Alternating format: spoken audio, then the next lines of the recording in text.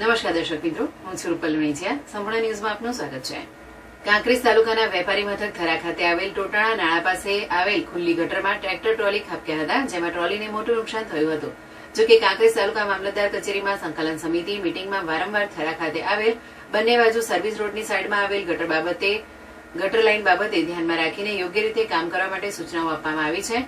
તેમાં સૌથી અગત્યની બાબત વિશે વાત કરીએ તો નેશનલ હાઈવે ઓથોરિટી અને થરા નગરપાલિકા દ્વારા સુવિધાઓ ઉપલબ્ધ કરવામાં ઠાગાઠૈયા કરવામાં આવે છે અને પછી રાહદારીઓ અને વાહન ચાલકો મુસાફરોને હાલાકી ભોગવવી પડે છે અને ગટરમાં પડવાનો વારો આવે છે. જોકે થરા ખાતે આવેલ સર્વિસ રોડનો એક વાયરલ વિડીયો સામે આવ્યો હતો, જેમાં ટ્રેક્ટર ટ્રોલી ખુલ્લી ગટરમાં પડી જાય છે અને તેની આજુબાજુના લોકો વિડીયો બનાવી વાયરલ કરે છે. કાંકરેજના થરામાં વારંવાર આ ગટરમાં વાહનો ખાબકે છે. નેશનલ હાઈવે ઓથોરિટીના અધિકારીઓ આ ખડા કાન કરી જાણે તમાશો જોઈ રહ્યા હોય તેમ લાગી રહ્યું છે. ત્યારે સ્થાનિક લોકો દ્વારા વારંવાર રજૂઆત કરવા છતાં આજ સુધી પરિણામ શૂન્ય જોવા મળી રહ્યું છે. હવે મીડિયામાં અહેવાલો પ્રસિદ્ધ થયા બાદ તંત્ર દ્વારા ખુલ્લી ગટરો પર ઢાંકણા નાખવામાં આવશે કે પછી જેસે થઈ જેવી પરિસ્થિતિ જોવા મળશે.